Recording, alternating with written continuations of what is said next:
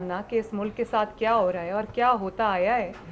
तो फिर जब मियाँ साहब ने सच बोलना शुरू किया, ये तो समझ रहे थे ना कि वही वाला नवाज शरीफ है, मुल्क की खातिर चुप कर जाएगा, मुल्क की खातिर सह जाएगा, जो वो करता आया है 30 सालों से। धरने हुए, डॉन लीक्स हुई, क्या कुछ नहीं हुआ, नवाज शरीफ ने सब अपने सीने पे लिया और एक लफ्ज़ नहीं बोले। लेकिन जब अब मामला ख़राब से ख़राब तर होते जा रहे हैं, आपने मुल्क को हॉस्टेज कर लिया है, आपने इदारों को हॉस्टेज कर लिया है, तो नवाज शरीफ साहब ने फिर जब बात की है, तो अब सच जब सामने आएगा तो तकलीफ तो होगी। और जब अपनी कुर्सी को खतरा नज़र आ रहा है, आपने पहले सबको जो बोलता था उसको जेल डाल दिया, झूठे मुकदमात बना दिए, किसी को मंशियात में अंदर कर दिया, किसी को किसी बात पे अंदर कर दिया, वो बाद में मुकदमात चले भी नहीं, आपके मुंह की खानी पड़ी आपको। तो जब आपने इस तरह के सारे हथकंडे हथियार इस्तेमाल कर लिए, रियासत की पूरी ताकत आपने नवाज शरीफ को और उसकी जमात को कुचलने में लगा दी, तो आपको जब हर चीज़ की एक उम्र होती है, ये चीज़ें भी एक हद तक चलती हैं, उसके बाद नहीं चलती। तो जब वो चीज़ें अब नहीं चल रही, तो उसके बाद भी अगर आप ये एक्सपेक्ट करें कि सब खामोशी इख्तियार करे रखेंगे, तो मैं ये समझती हूँ कि मीडिया भी जिस तरह पहले खौफ की जंजीरों में जकड़ा रहा है, मैं उसमें उतना कसूर मीडिया का नहीं कहती, लेकिन अब आप देखें आहिस्ता आहिस्ता सब ये जंजीरें तोड़ रहे हैं और खौफ ही खौफ को ख़त्म करता है। तो ये खौफ अब ख़त्म हो चुका है। तो इसलिए देखो, मैं सबकी बात का जवाब दूंगी, आप फिक्र ना करें। जब से आपके जलसों का शेड्यूल आया और ये हुआ है कि मरियम नवाज साहब फिर सरगर्म हो रहे हैं और सियासत में आ रही है, खुल के खेलेंगी अब, तो फिर से आपकी गिरफ्तारी की इतलात आ रही है। रात को भी ये इतलात थी, आज सुबह भी ये इतलात थी, तो क्या आप ज़हनी तौर पर तैयार है इन सब ज़ाहिर सच बोलने में तकालीफ आती है, इनका मुकाबला करने के लिए? नहीं, बिल्कुल आपने ठीक कहा। जब आपने ये रास्ता अपने लिए चुना था, तो आपको पता था कि ये मुश्किलात आएंगी। ये रास्ता कोई फूलों की सेज नहीं है। चुप करके पीछे से साजिशें करके और इक़्तिदार के ऊपर विराजमान हो जाना, ये आसान काम है। हक़ के रास्ते पे खड़ा होना, लड़ना, वो you know that it has a price. तो वो प्राइस मैंने पे की भी है।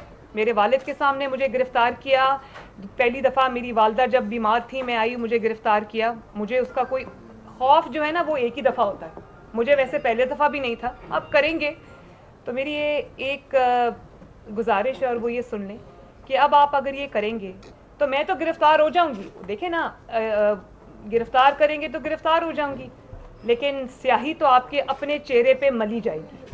और जब लोग ये कहेंगे कि आपने मरियम नवाज को क्यों गिरफ्तार किया, उसके खिलाफ कोई केस नहीं था, कुछ नहीं था, तो फिर यही बात सामने आएगी ना कि आपको मरियम नवाज से और एपीसी के एजेंडे से, उसकी तकमील से, उसकी कामयाबी से, मुस्लिम लीग नून से, आपको नवाज शरीफ से इतना बड़ा ख़तरा है कि आप मरियम नवाज को गिरफ्तार करके वो सारा इल्ज़ाम अपने ऊपर ले रहे हो, अपना खौफ भी दिखा रहे। लेकिन सबसे बड़ी बात यह है कि इस वक्त मियाँ साहब जो हैं वो लंदन से बैठ के लीड करेंगे, और मैं गिरफ्तार होती हूँ, हो जाऊँ, मेरे अलावा भी 10 लोग और गिरफ्तार होते हैं। मुस्लिम लीग नून के पास कारकुनों की और जानबाजों की कमी नहीं है। मरियम नवाज गिरफ्तार होगी तो शाहिद खाकान अब्बासी आ जाएगा, शाहिद खाकान अब्बासी गिरफ्तार होगा तो राना सनाउल्लाह आ जाएगा, राना सनाउल्लाह गिरफ्तार होगा तो परवेज रशीद होगा, मरियम औरंगजेब होगी, साद रफीक होगा, एहसन इकबाल होगा, सब होंगे। मुस्लिम लीग नून के कारकुनों को आप गिरफ्तार करते करते थक जाएंगे, उनके कारकुन खत्म नहीं होंगे। इसलिए कि हमने अवाम की, मुल्क की, आइन की, कानून के तहफ़्फ़ुज़ की कसम खाई है और हम इस एजेंडे पे मुझे आपने गिरफ्तार होने वालों में नाम भी नहीं लिखा। इसलिए कि आप, मैं नहीं चाहती आप गिरफ्तार हो इस उम्र में। 2 दिन का नहीं, मुझे कर भी नहीं सकते। एक तरफ दो दिन मियां साहब का जो है खिताब हुआ है, उसके बाद आप वर्कर्स की मोटिवेशन लेवल को किस मुकाम पर देखती हैं, क्या रिस्पॉन्स आपको देखते हैं मुल्क भर? मैं तो पिछले 2 साल से, 3 साल से, बल्कि जब से मियाँ साहब की हुकूमत भी थी और मियाँ साहब की हुकूमत पे ये मुश्किलात भी आई, उसके बाद से जो हमारा सफ़र है, मुश्किलात का सफ़र है, मैंने पहली बार अपनी ज़िंदगी में या पाकिस्तान के 72 सालों में एक चीज़ देखी है कि मुश्किलात के सफ़र के, जब मुश्किलात आती हैं किसी पॉलिटिकल पार्टी के ऊपर या किसी लीडर के ऊपर, तो लोग पीछे पीछे हट जाते हैं। हिस्टोरिकली यही रहा है कि पंजाब को लोग कहते थे कि जी इस्टेब्लिशमेंट के आगे झुक जाता है, जो खामोश हो जाता है। पंजाब ने अपने सारे दाग धो दिए, और इसी तरह मुस्लिम लीग नून के वर्कर ने, मुस्लिम लीग नून के सपोर्टर ने, मुस्लिम लीग नून के वोटर ने जिस तरह से मियाँ साहब के बयानिए को न सिर्फ अपनाया, बल्कि उसके लिए मुश्किलात सही। आपने देखा कि अब पिछले दिनों वो नैब में जब पथराव हुआ और सब कुछ हुआ और मुकदमात बने, किस तरह से लीडर्स नहीं जेल गए, कारकुनान जेल गए, और ना सिर्फ जेल गए बल्कि जेल में उन्होंने इतनी बदतरीन मुश्किलात का सामना किया और बाहर निकल के उन्होंने फिर वही बात दोहराई। तो अगर आप ये समझते हैं कि इन हथकंडों से आप मुस्लिम लीग नून को झुका लेंगे तो ये आपकी खाम ख्याली है। इंशाअल्लाह मुस्लिम लीग नून मुत्तहिद है और मुस्लिम लीग का वोट बैंक कम नहीं ज्यादा हुआ है। मियाँ साहब के चाहने वाले बड़े हैं और जो लोग मियाँ साहब के साथ नहीं भी अलाइंड थे और समझते थे कि इस मुल्क में कानून आइन और इंसाफ पे चलने वाला मुल्क होना चाहिए, आज वो भी मियाँ साहब के साथ खड़े हुए हैं।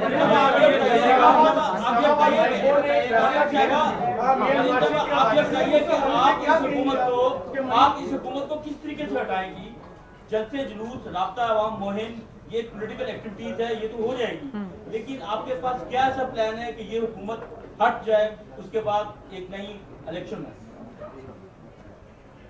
इस हुकूमत की बुनियादी इतनी कमज़ोर है कि इस हुकूमत को एक झटका लगा तो ये हुकूमत एक झटके अगर सह नहीं सकेगी। जिसकी बुनियादी साजिशों पे रखी गई हो, you scratch my back I scratch yours, और आपस में 2-3 लोगों ने मैरिज ऑफ कन्वीनियंस किया हो, तो उस हुकूमत को हिलाना गिराना कोई मुश्किल काम नहीं है। जैसे मैंने पहले भी कहा कि ये अपनी साजिशों की वजह से, अपनी कमज़ोरी की वजह से वक्त से बहुत पहले गिर जाएगी इंशाल्लाह। इस्लामाबाद हाईकोर्ट का नवाज शरीफ साहब के हवाले से, और दूसरी जानब हम देखते हैं कि परवेज मुशर्रफ भी मफरूर है। उस हवाले से ना तो हुकूमत की जानिब से कोई ऐसा काम किया नजर आता है, ना ही कोर्ट की तरफ से। तो आपने समझती कि आपको तो हुकूमत की जानिब से कम और कोर्टों की जानिब से ज्यादा ऐड किया। इसके पीछे वही चेहरे हैं, चाहे वो कोई भी इदारा इस्तेमाल हो रहा हो, चेहरे वही हैं पीछे। और मैं तो इसलिए पहले भी कहती हूँ कि इतना ये कमज़ोर, बुज़दिल और क्या कहना चाहिए ऐसा आदमी इमरान खान के, जब इससे खुद चीज़ें हैंडल नहीं होती क्योंकि नालायक है, कमज़ोर है, साजिश से आया हुआ है और यहाँ से ज़रा खाली है, तो वो जब अपने से मामलात मैनेज नहीं होते तो वो इदारों को आगे झोंक देता है। तो इदारों के अगर कंधे पे आप रख के बंदूक चलाते जाएंगे तो एक वक्त आएगा कि इदारे भी बोल उठेंगे कि हमारा अपना मुकदमा खुद लड़ो, अपनी लड़ाई खुद लड़ो, हमें इस्तेमाल ना करो। तो ये वो वक्त अब आ गया।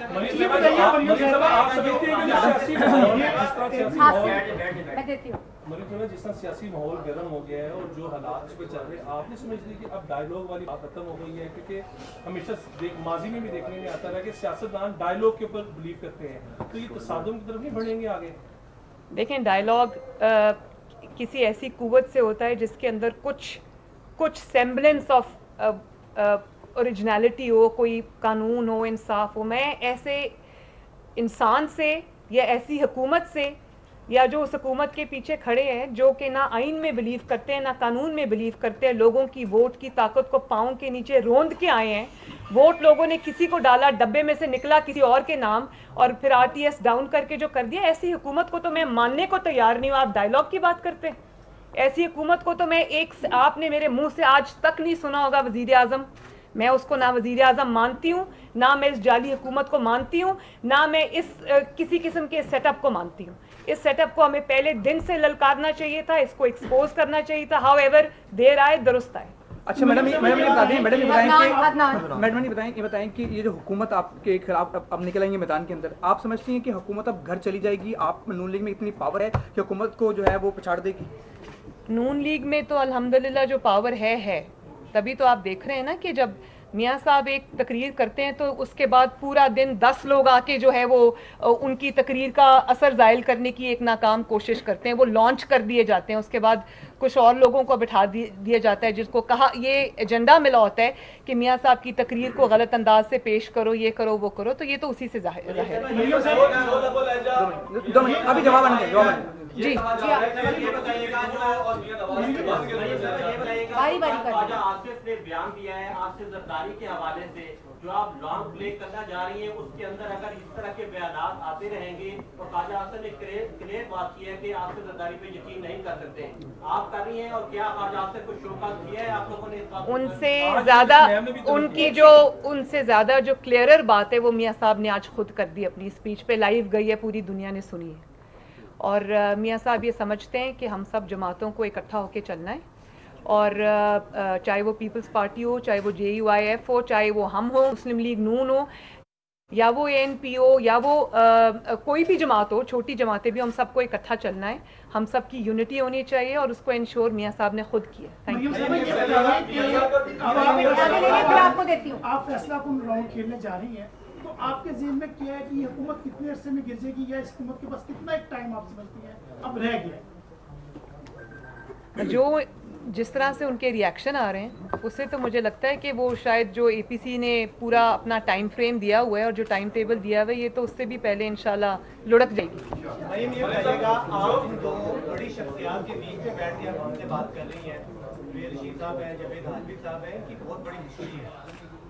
जावेद हाशमी साहब के हवाले से गद्दारी के इल्जाम भी लगे, मुकदमा भी कायम हुए। आजकल जिस पे गद्दारी का इल्जाम लगता है उससे बड़ा मुहिब्बे वतन कोई नहीं, और आजकल जिस पे मुहिब्बे वतनी का, हुब्बुल वतनी का जिसको सर्टिफिकेट मिलता है ना, उसके ऊपर उसको शक की निगाह से देखा जाना चाहिए। मियां साहब के लबो लहजे को लेकर आजकल तशवीह दी जा रही है अल्ताफ हुसैन के केस के हवाले से कि आजकल वो भी लंदन से खिताब कर रहे हैं, माजी में अल्ताफ हुसैन भी लंदन से खिताब किया करते थे। तो आप ये समझती हैं कि ये तशवीह भी दुरुस्त है? और ये कहा जा रहा है कि मियां साहब बंद गली में चले जाते हैं। मियां साहब का किसी से कंपैरिजन नहीं हो सकता। मियां साहब को आप किसी से कंपेयर नहीं कर सकते, और ये जो हुक्मरान आप जाली बैठे हुए हैं, इनसे तो बिल्कुल भी नहीं कर सकते। मियां साहब माशाल्लाह इस मुल्क के 3 दफ़ा प्राइम मिनिस्टर रहे हैं। मियां साहब की जो जमात है वो एक शहर की जमात नहीं है। मियां साहब की जो जमात है मुस्लिम लीग नून, वो पूरे पाकिस्तान में सबसे बड़ी जमात है। तो मियां साहब जो बात करते हैं उसमें वज़न है। मियां साहब की आर्ग्यूमेंट्स का जवाब दें, मियां साहब की बातों को घुमा फिरा के ना बयान करें। मियां साहब ने जो बातें की हैं उनका जवाब दें, या तो कहें वो गलत कह रहे हैं। उन्होंने बिल्कुल ठीक बात की है और ये बातें होनी चाहिए थी, यही बात अवाम सुनना चाहती है। और आप उसको, मियां साहब को आप किसी से तशबीह नहीं दे सकते। मियां साहब मोहम्मद नवाज शरीफ है, पाकिस्तान में पहला शख्स है जो 3 दफ़ा प्राइम मिनिस्टर बना और अब इंशाअल्लाह ताला 4थी दफ़ा भी बनेगा। तो मियां साहब की अपनी जगह है। मियां साहब किसी से कंपेयर नहीं कर सकते। आपकी हुकूमत इमरान खान ने इस्लामाबाद में धरना दिया था, अब हुकूमत मुकम्मल तौर पर नाकाम होती नजर आ रही है। क्या आप धरना देने इस्लामाबाद भी जाएंगे या सिर्फ जलसे होंगे? जो APC ने एजेंडा दिया है उसमें जो आखिरी लॉन्ग मार्च है वो तो जनवरी में इस्लामाबाद ही जाएगा। तो फिर वो इंशाअल्लाह ताला वो अब जनवरी में होता है, दिसंबर में होता है, या उससे भी जल्दी हो जाता है, मैं ये नहीं जानती, लेकिन वो होगा इंशाअल्लाह। मेरे ख्याल में उससे पहले मामला तमाम। मैडम ये बताइएगा कि कल तक मरियम नवाज का नारा था गद्दारी इमरान भाई भाई, आज गद्दारी नवाज भाई भाई का नारा लगाया जा सकता है? बात ये है कि अगर कोई हम अभी भी पॉलिटिकल हरीफ हैं और एक दूसरे से लड़ेंगे, लेकिन इंतखाबी मैदान में लड़ेंगे। हम पाकिस्तान के मामले में, इस जाली हुकूमत को हटाने के मामले में, पाकिस्तान को जो हॉस्टेज बनाया हुआ है उससे छुड़ाने के मामले में हम सब इकट्ठे हैं। और जब हम अपने इलेक्शंस में जाएंगे, मैदान लगेगा, तो तब हम एक दूसरे के हरीफ हैं, लेकिन एक लाइन क्रॉस नहीं करेंगे। वो पॉलिटिकल हरीफ जरूर है, दुश्मन नहीं है।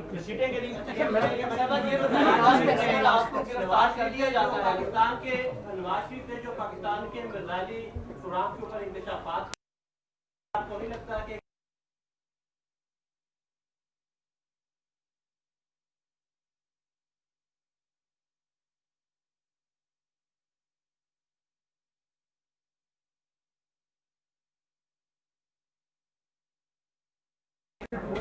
बता देना? नहीं, इंकशाफ क्या है?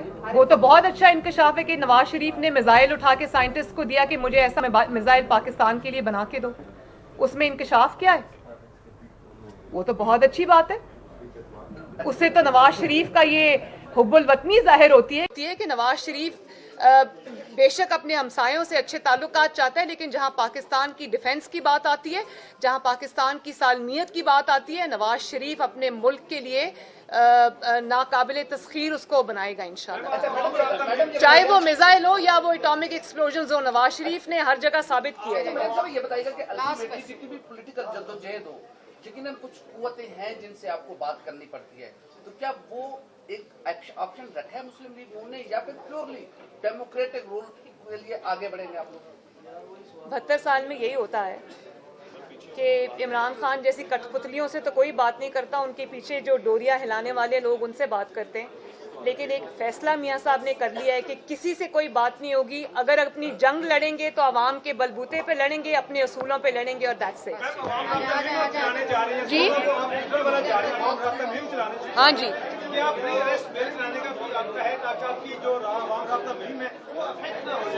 एक सेकेंड प्री, अभी तो मेरे पे कोई मुकदमा नहीं है, लेकिन आपको पता है कि मेरे पे दहशतगर्दी का मुकदमा एक बनाया हुआ है, FIR कटी हुई है, जिसपे पत्थर भी मैंने ही खाए थे, शीशे भी मेरे ही टूटे थे, अटैक भी मेरी गाड़ी पे हुआ था जिसको कहा गया कि लेजर गन से अटैक हुआ था। तो दहशतगर्दी का मुकदमा मैंने तो उसमें भी बेल बिफोर अरेस्ट नहीं कराई। आपने मुझे गिरफ्तार करना है, सबके सामने करे, मैं बेल बिफोर अरेस्ट नहीं कराऊं। Thank you.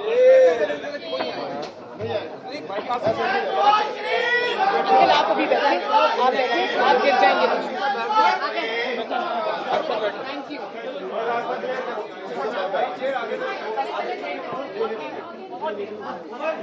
पीछे से जाने के जाने में आप लोग यहाँ से कोई नहीं आएगा।